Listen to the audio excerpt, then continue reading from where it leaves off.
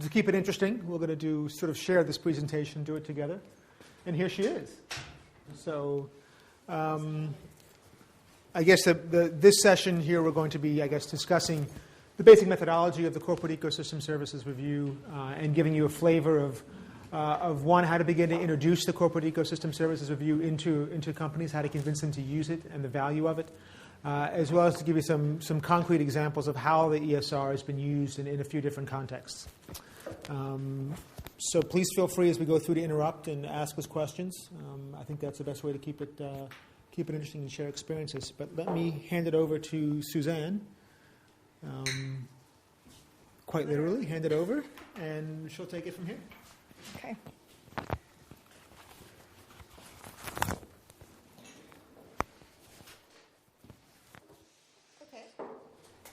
I hope the sound is okay? Yeah? Okay. And can everyone see? Okay. Yeah? Great. Okay. I hope everyone had a nice lunch.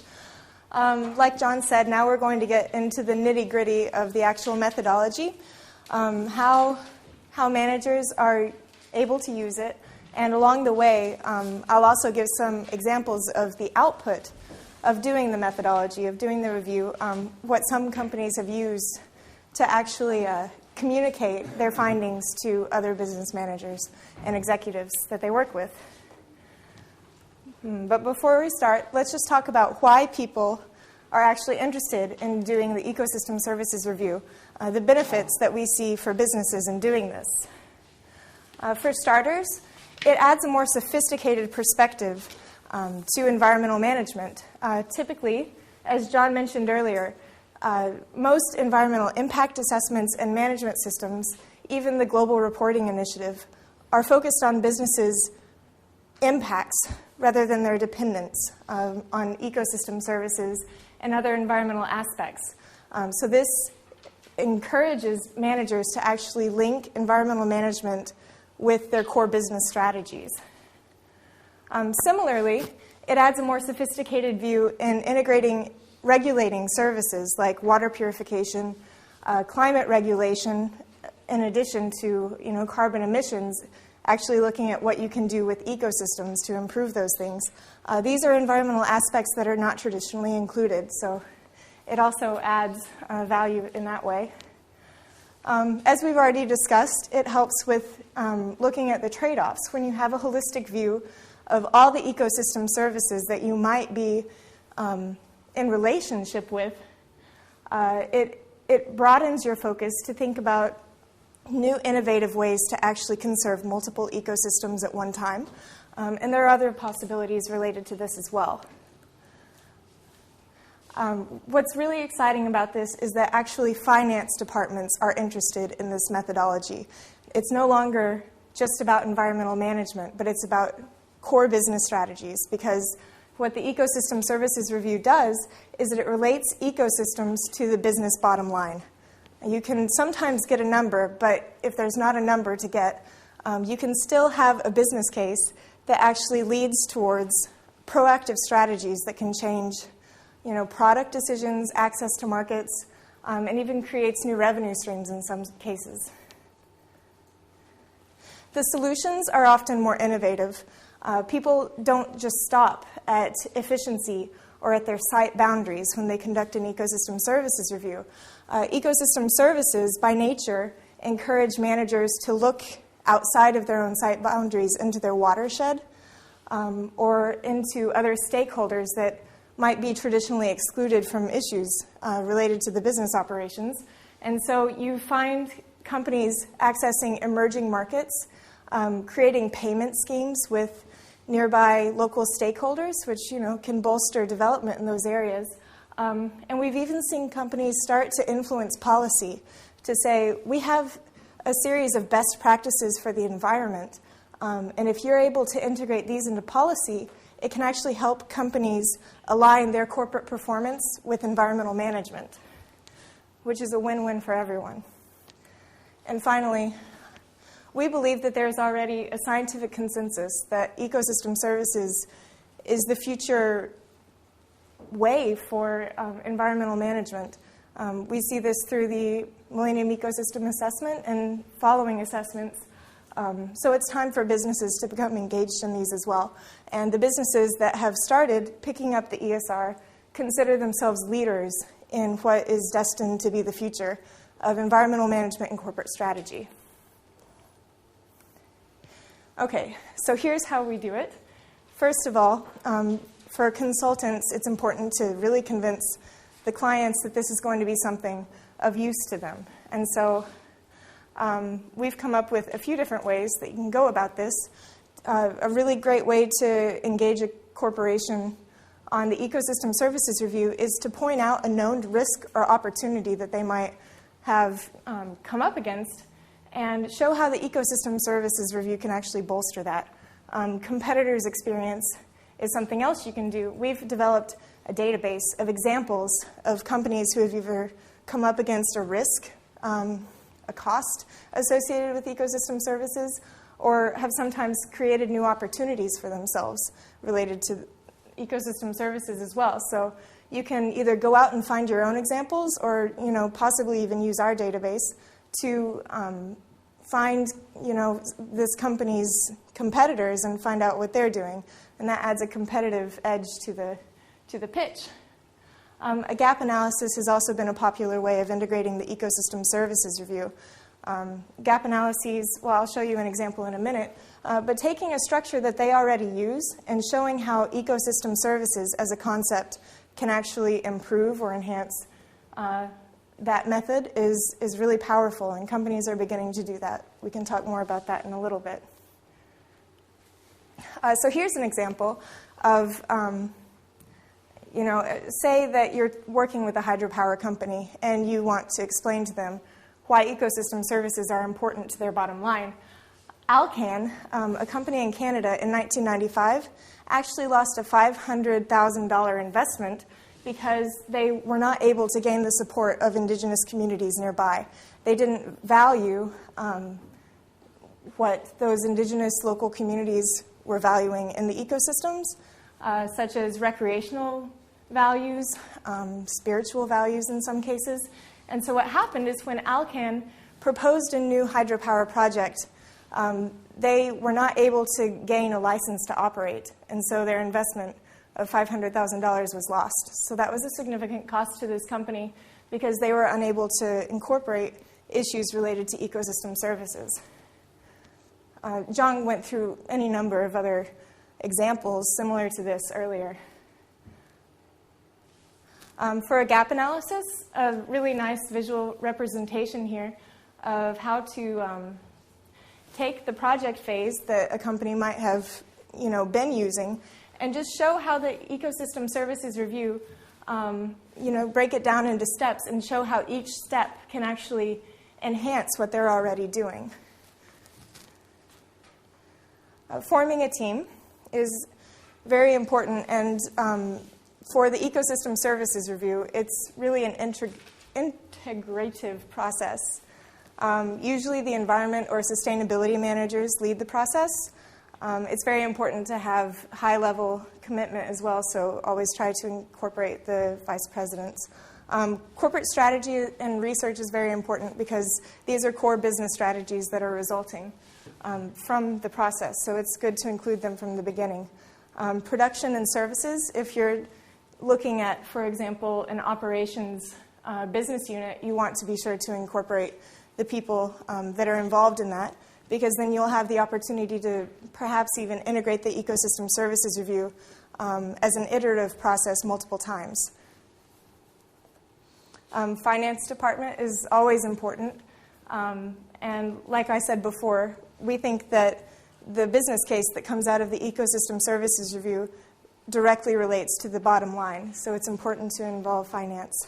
External relations, a lot of these strategies that have resulted so far from the ecosystem services review are innovative, and they are helping development and social equity, so we think that it's important to involve people that can communicate that as an added bonus of doing the ecosystem services review. When some strategies result that are related to both a public benefit as well as profitability, it's good to include the foundation if they're involved in sustainability as well, if the corporation has a foundation. External experts are very important because they provide the main inputs into the ecosystem services review. So you need to include ecosystem services experts, scientists, like some that we've talked to today, as well as strategic consultants. Okay, so here's the methodology, finally. I'll just go over this really fast, and then we can delve into each one in detail. So the first step of the methodology is to select the scope. It needs to be manageable.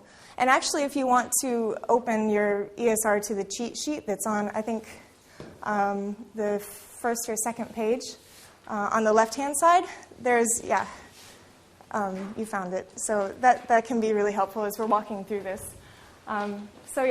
Selecting the scope means you choose a specific business unit, keep it manageable. Then the ESR guides managers through identifying 5 to 7 priority ecosystem services that the company especially impacts or depends upon. Step 3 is to analyze the priority services, and it takes a very proactive approach by actually looking at the future condition and trends of these ecosystem services and a whole host of issues that might be affecting those ecosystem services and their provision. Step 4 is to take that information and actually relate it back to the business. And step 5, develop strategies from those risks and opportunities. Okay, so here's step 1, select the scope. Our advice is that you start by just deciding if you want to focus on the suppliers, the business operations in-house, or the customers. An easy way to do this is to really think about which stage of the value chain has the most either dependence, vulnerability, or impact on an environmental issue. But in addition, you need to be very specific about if you want a geographic market, if you want a specific product line or a business unit. People have used land holdings and specific site facilities as well as the scope of an ecosystem services review. And third, you want it to be timely and relevant. You want it to have support. And so we often suggest that, if you have decided to use a plant as the ecosystem services review, some companies are starting to incorporate ecosystem services review into the regular plant audit, so either every year or 3 years. Make sure that this is relevant to the overall strategy of the company and the mechanisms that they already have in place. So step 2 is to identify the priority ecosystem services. And admittedly, this can be very tricky to do because, everything's interrelated. But you need to take the list of 25 ecosystem services and narrow it down to what's manageable and to what's especially strategic. And in order to help managers go through this, WRI has created an Excel spreadsheet. Let's see. And I'll show it to you right now because you're actually going to be needing to know this for what's coming up next. You're all going to be working through this in groups, so pay close attention. This is called the Dependence and Impact Matrix. So what you have down here is 3 tabs, an instructions tab in case you get lost. The questionnaire tab is the most time-intensive and also interesting. And so this involves, here are all of your ecosystem services down the side here. And this mimics the definitions table that I believe you've all gotten a revised version of that, but it's also in the ecosystem services review. And so then you go through a step of a few questions for each one. Does this ecosystem service serve as an input, or does it enable or enhance conditions for successful company performance? If you answer yes, you just put a Y here. No for no, or maybe you don't know. If you answer yes, then does this ecosystem service have a cost-effective substitute? This is pretty basic logic. I don't think a lot of explanation is necessary here. There's also a spot for supporting information. So that's the dependent side. That's how you find out if you are heavily reliant on this ecosystem service. For the impact side, the questions are, does the company affect the quantity or quality of this ecosystem service? If yes, you also want to ask if it's a positive or negative impact, and also, does it limit or enhance other people's ability to benefit from the service? And when you come to answer all of these questions for each of these 25 ecosystem services, you can look at the summary matrix, and it will guide you about how to prioritize these services. When you answer that you have a high dependence with no substitutes, you get a dark circle. If you have a high impact, this is for a mixed impact, then you get, a bold plus or minus signal. And then also, let's see, right here we have, this is when you don't have a whole lot of dependence, you get an open circle. But it's important because sometimes you'll only have 3 or 4 dark circles, but you still want to incorporate some other issues. So it's kind of an art on deciding which priority services to take forward. Some are very obvious, like for this company, aquaculture would be an obvious choice because they both depend and impact it. But sometimes you have other reasons to include a specific service. So, it does take some time to really consider what's best for your company on moving forward. So that is the dependence and impact matrix. Suzanne, did you want to mention something about, just for the camera, about how it sort of becomes a living document, how you can use existing information, and then also maybe something about how going through that, the whole team can really learn what ecosystem services are, and I suppose anybody's thinking. Sure, yeah, it's a great education tool. One person should not do this alone, It should be a collaborative effort to involve lots of people. Typically, companies that we have worked with will take 1 to 2 weeks to send it around to person, and maybe involve maybe like 2 meetings to really decide on which ecosystem services to take forward. And by doing so, a lot of people are exposed to the idea of ecosystem services. They start to relate it to their actual business operations and what they do day to day. And so that helps build internal support in the long run. At the same time, it is something that you can return to over time. Obviously it's not set in stone. And the ESR allows for refinement along the way, too. Anything else? Okay. Do we have any questions about this, steps 1 and 2 so far? Is everything clear? Remember, you guys have to do this in a minute, so be sure to ask. Okay, so let's get back to slideshow. Oh, no.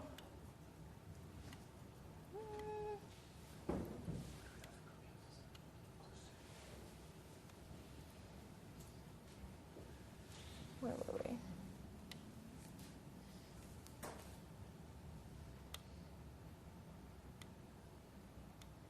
Okay, yeah. So here's an example of a summary table. As you can see, somebody went through the entire list of ecosystem services for this one, and these are the ones that they chose. This is an actual example taken from one of our road tests. And so as you can see, it's not just as clear as you pick the dark circles. Sometimes you're going to pick the ones that you have only a moderate relationship with, and there can be different reasons for doing that depending on the company. And so it's also very important to report and communicate this to everybody who's involved. Here's an example from Mondi PLC, their example for this for steps 1 and 2.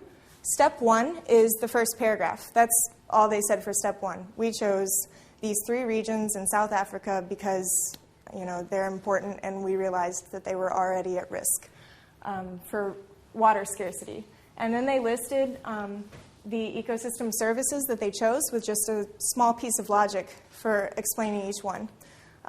And this seemed to be, I believe the other corporate managers that were sharing this document found this very useful, and everyone was receptive to it in the end. Okay, so step 3 is to analyze trends and priority ecosystem services. So you'll typically have to do this for 5 different ecosystem services. We've built a framework that makes it easier. And we think it also guides people to make sure that they're not excluding anything. Typically, you want to find the condition and trends of the ecosystem service. And like I said before, this is forward-looking. So it's going to involve a lot of desk research that's outside of the company's data. Company data is one input typically, but you also want to involve expert opinions. Sometimes you can't find data on a particular ecosystem service, in which case maybe you can build a case study by talking to other people. So those are the typical inputs for this. And it's really useful to not only look at the quality and quantity of each ecosystem service, but you also want to look at the direct drivers, land use change, climate change, invasive species. All of these sorts of things have an impact on the future provisioning of an ecosystem service. So we ask that people spend time looking at the explanation for why they believe that ecosystem service is going to be changing or staying the same in a certain way.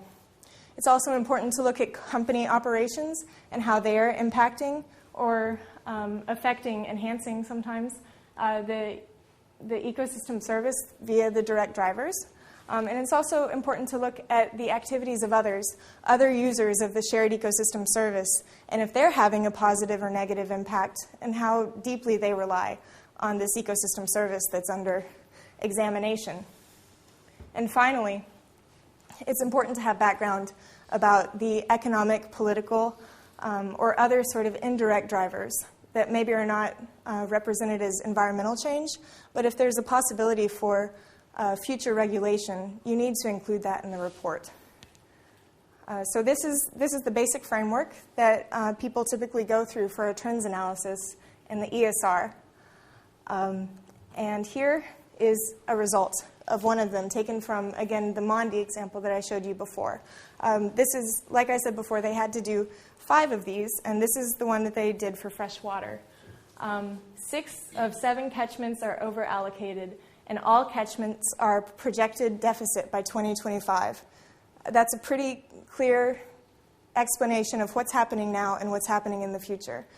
But the way that they came to this conclusion and the way that they bolstered this information to make it, to make sure that it's actually relevant to them and valid was they looked at the overconsumption of water. They looked at how climate change is going to be affecting this particular region that they were examining.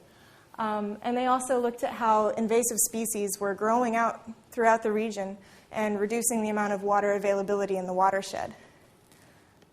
They looked at their own activities, and in this case, they were actually responsible in some ways for the invasive species taking up a lot of water.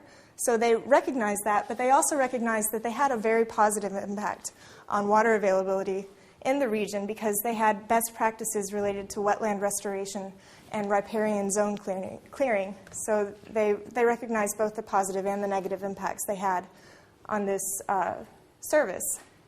They also looked at agriculture issues in this area because they knew agriculture was a very large sector. And they also noticed that urban use of water was increasing. Indirect drivers, population growth and economic growth are obviously connected, and they also looked at water entitlements. And they spent a lot of time spending time on exactly what the potential threats in the future would be for sorting out water entitlements in the future. Depending, oh, yeah. So can I ask a question? Sure. Who was actually performing this analysis? I mean, were there the managers doing this? That's a great question. Yeah, usually in our experience during the road tests, it was a collaborative effort between a manager who was championing it within the company itself, along with WRI helping. But what we've also seen since then is sometimes consultants will do this, and other times managers might take take it upon themselves. But it involves a lot of information from a lot of different places. Expert interviews for this Mondi example, I think they talked to over 20 people about, yeah. And Yeah. who did this? Sorry? Who are they? Who? You say they did 20 interviews? But Yeah, the managers along with WRI in this case, but we believe that it would be fit for a consultant to do or for a manager to do. I mean, it depends on how rigorous you want this to be. Some people do what's called a quick and dirty ESR, and they might spend 2 weeks on the entire project. Other times, people will dedicate an entire month to the trends analysis alone. So it depends on funding. It depends on what's really accessible. But consultants, trained consultants would be able to do this themselves. And we're creating a lot of resources that are helpful for conducting a trends analysis. One that's just come out and that I'm personally very excited about is we've created an online directory of ecosystem services experts. It's on our project page, and I can direct it to you later if you're interested.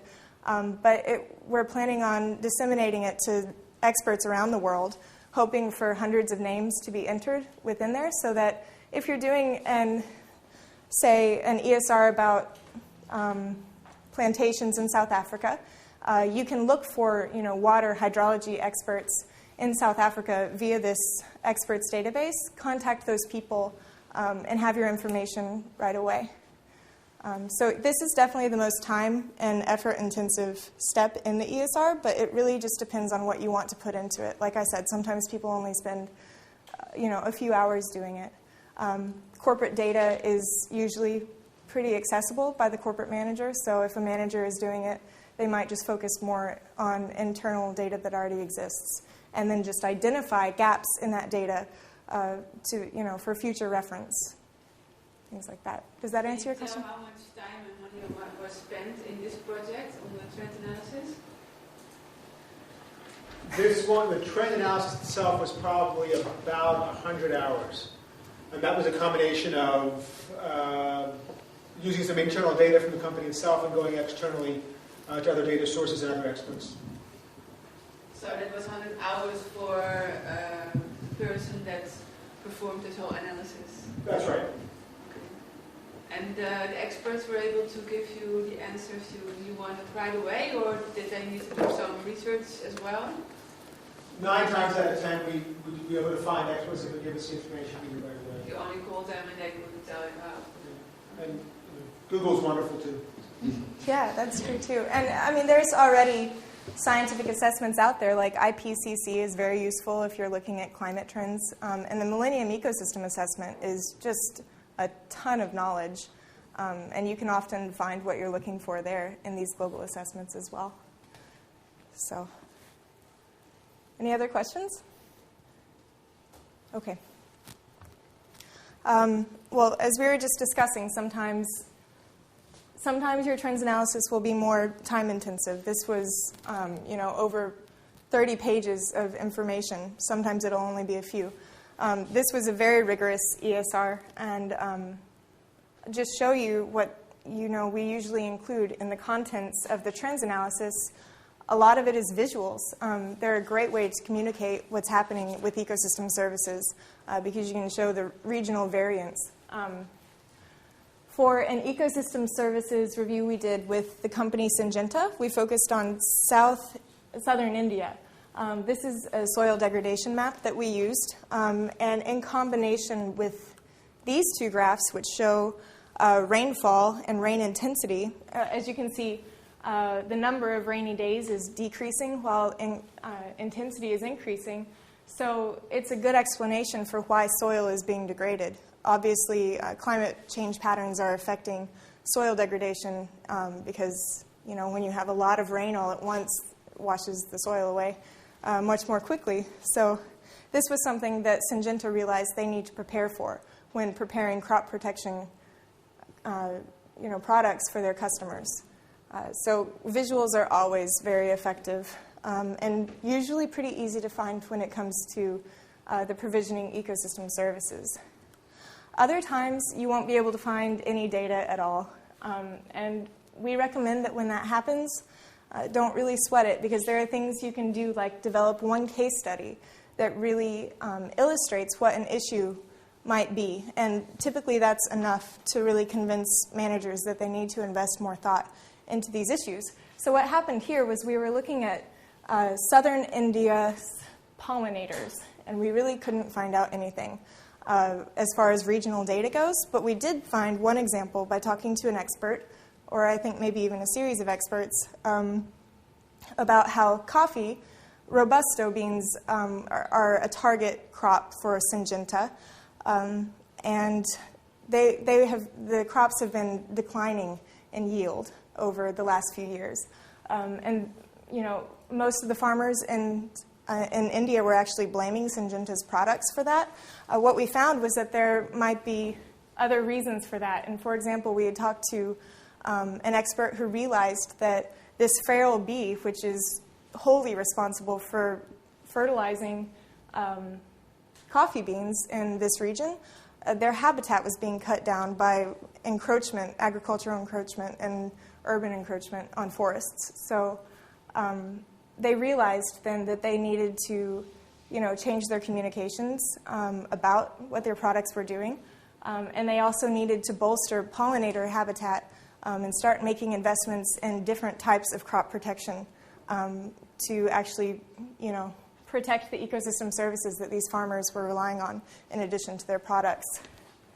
And this was enough to convince Syngenta of that one case, talking to 2 or 3 experts. Okay, step 4 is to identify the business risks and opportunities.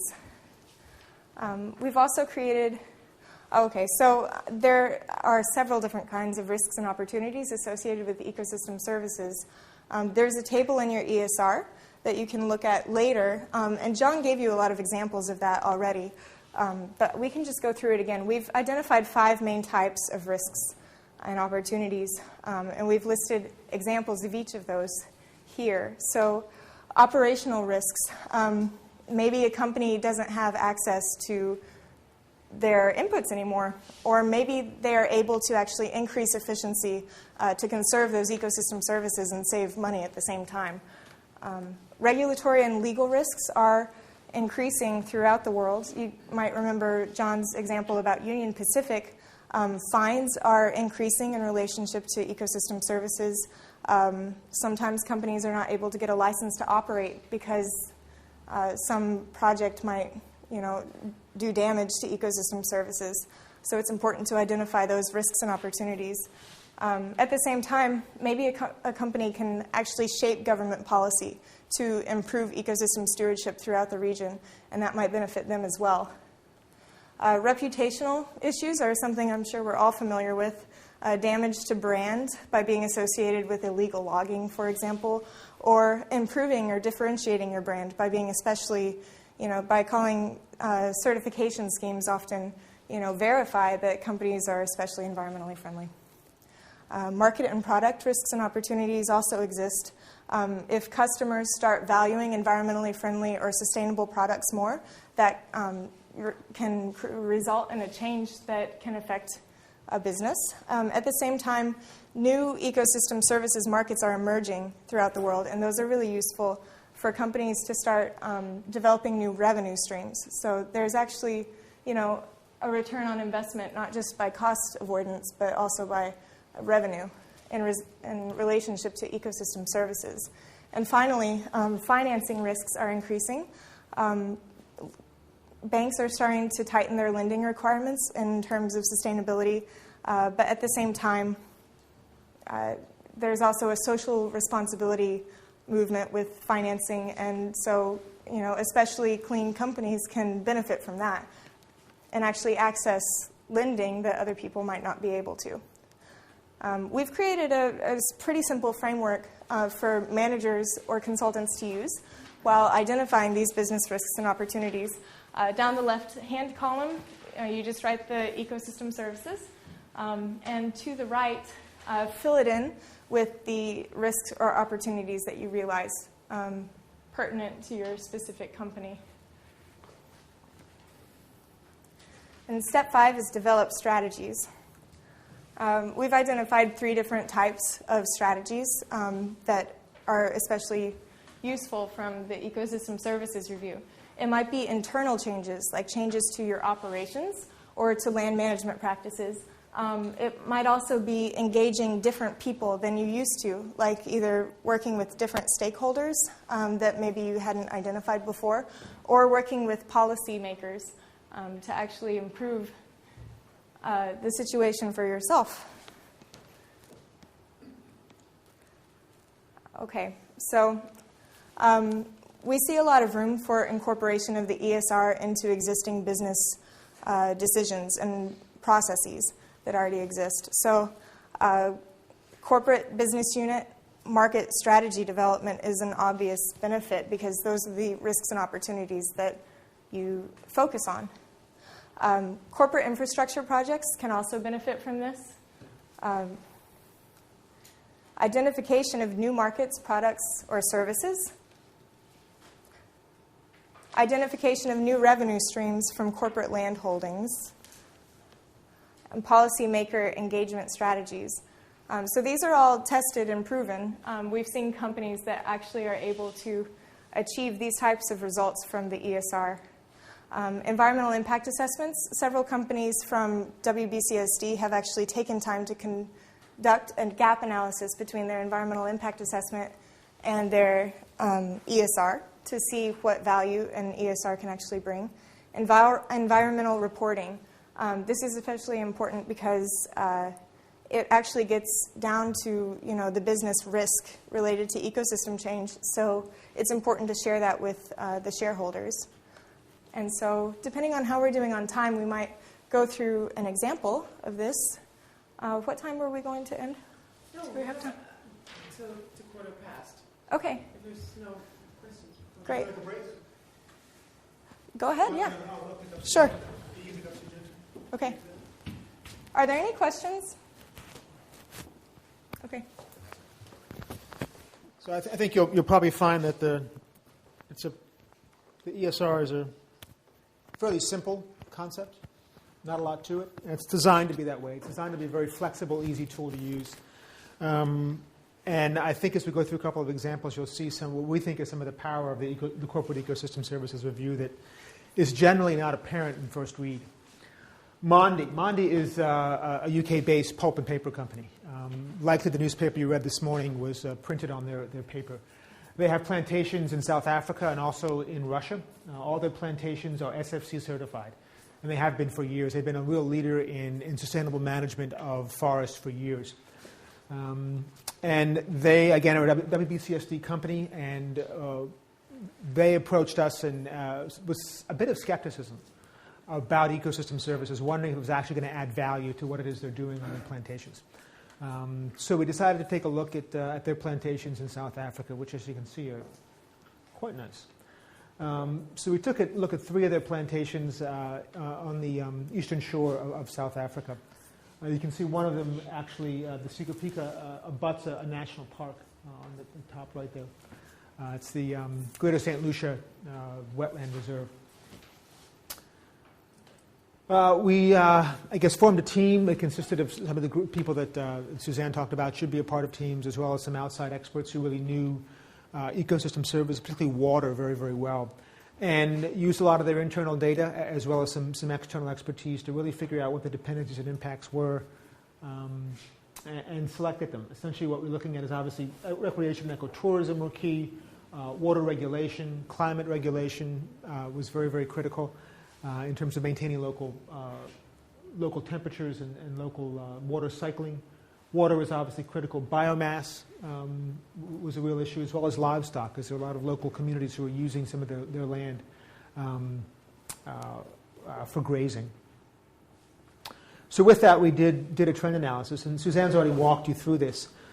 Just want to point out one thing that I think is really powerful about the Corporate Ecosystem Services Review, and that is that what you'll see right in the center here, the dependency is sort of climate change. What's built into the Corporate Ecosystem Services Review is a climate adaptation model. So if you're doing an ESR, you're also looking at climate adaptation and how it directly affects your bottom line.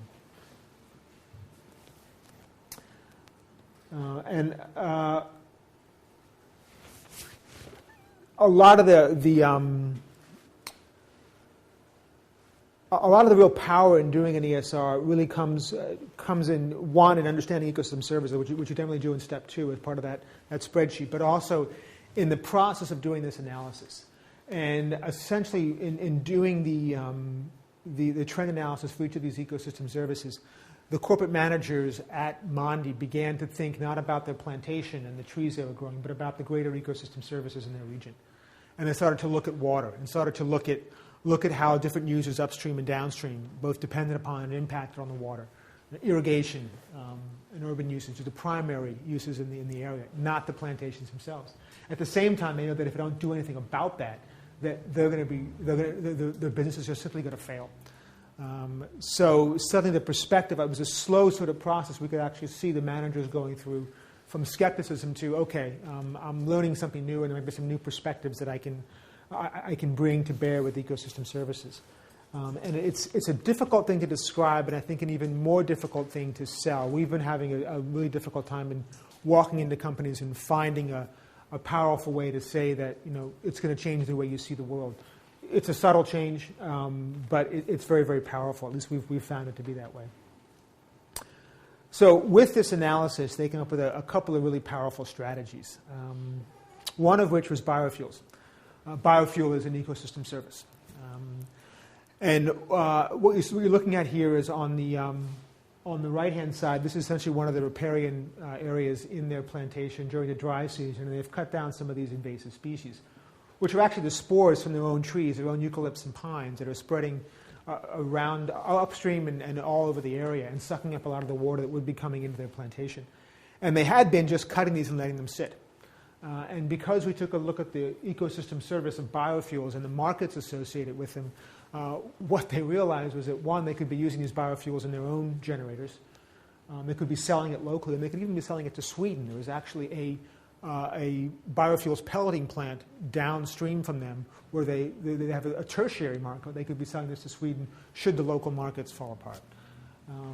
That was enough for them to start to actually pay local villagers to go out and begin to harvest some of these invasive species that were growing upstream from their own plantation. Increased 30% last year and 30% area the year before in terms of the total area that they're clearing. And it's essentially paying for itself. So what you're seeing here because they've taken a look at the ecosystem service of biofuels, they've actually been able to increase the amount of water for themselves as well as for the local community. Ecotourism, I love this picture. My friends in forestry want to know what these African elephants are doing in North America, and my friends who know biodiversity well and know elephants want to know what these North American trees are doing in Africa. This is essentially Mondi's plantation, and the park next door. A lot of the wildlife tends to migrate onto their land.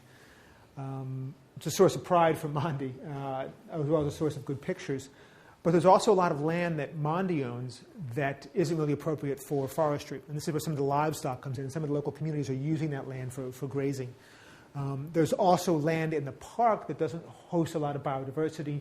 And they're talking about some revenue sharing opportunities, some land swap opportunities, and really starting to think about the larger ecosystem services in the area, biodiversity conservation, wildlife conservation, and ecotourism revenues, and how they can start to work together with a greater partnership.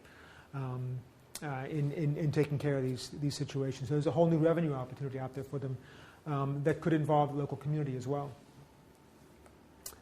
But the most interesting thing that really came out of this, again, 70-some% of the water is being used by agriculture. It's not uncommon anywhere in the world. Farmers in the area essentially have some very, very poor irrigation techniques. They're also growing mostly sugarcane, which is subsidized by the government there.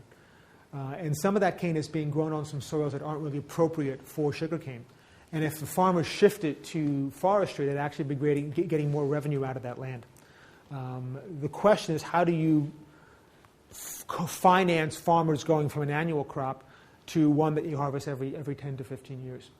And if they're able to make that shift, essentially what will mean is greater revenue for the communities, more water for the communities and for Mondi, as well as more fiber for timber for Mondi's mill right there in the plantation. So there are a lot of benefits in doing this co-financing and beginning to move farmers away from away from cane on some of these soils. So they've started this process. Mandi's starting to, with some of our partners, map out where these opportunities are, and starting to begin a discussion with the government about how do we co-finance these ships.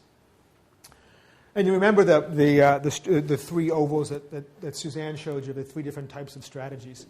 This is a really good example of where Mandi is using both their internal operations and some of the clearing and water management issues that they're looking at, working with some of the peers in the community and looking at managing water better. But they also want to take the work that they're doing and take that to the government and as credible advocates to all the good work that they're doing in improving water efficiency in the area and water use in the area, take that to the government, try and encourage them to change the water policies and the water management in the area. And they believe that with that, with that years of work behind them, they'll be very, very credible advocates for change and better management and perhaps better pricing of water in the region.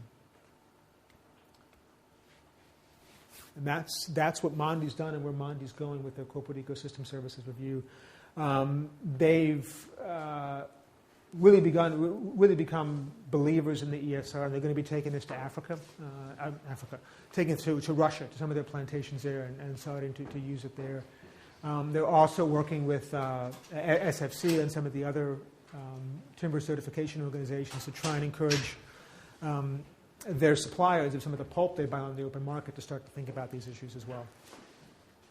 So it's really starting to have an effect in the larger community. Questions on that? Let's do one more. Oh, let me just do this real quickly. Yeah, please. Did the Mandi quantify or measure this step 3, analyze trends, or is it just plus and minus? It was all qualitative. As a matter of fact, one of the things they did in the end here was they tried to figure out, well, we have all these 7 strategies we've developed. How do we prioritize them? Which one do we do first? And they developed this very, very simple chart, which looks at the high, medium, and low return on investment, other benefits. So here we're talking about the soft benefits in community relations or government relations, and the ease of implementation. And that was enough for them to develop a work plan that they're following. Mandi is an industry leader, and there was a bit of a culture in trying to do these things anyway. So it might be the exception in that they didn't feel the need to quantify any of these things.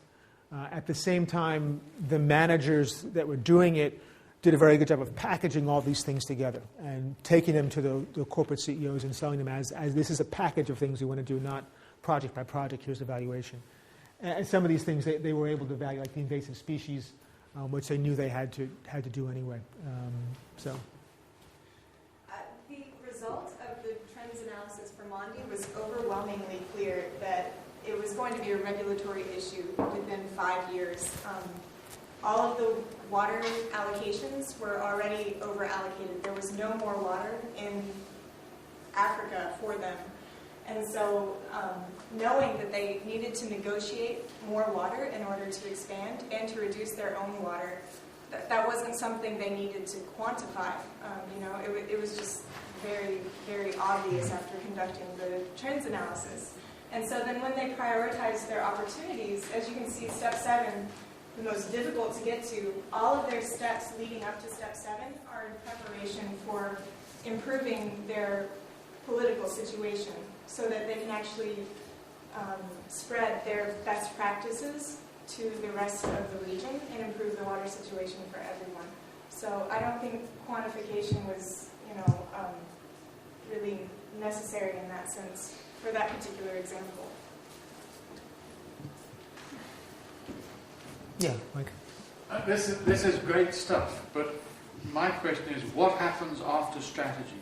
Because what you're dealing with is a company that does one of these reviews, comes up with new strategies to mitigate risks or exploit opportunities.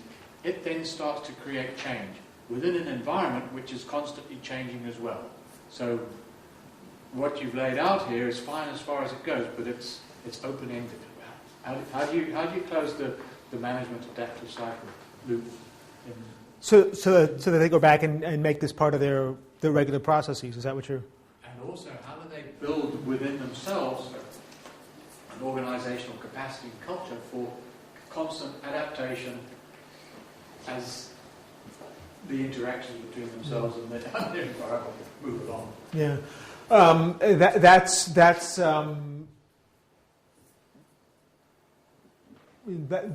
sort of what we're looking at as sort of the next step for our work in terms of WRI and the Corporate Ecosystem Services Review is really how do we build in ecosystem services decision making, or the key components of the Corporate Ecosystem Services Review.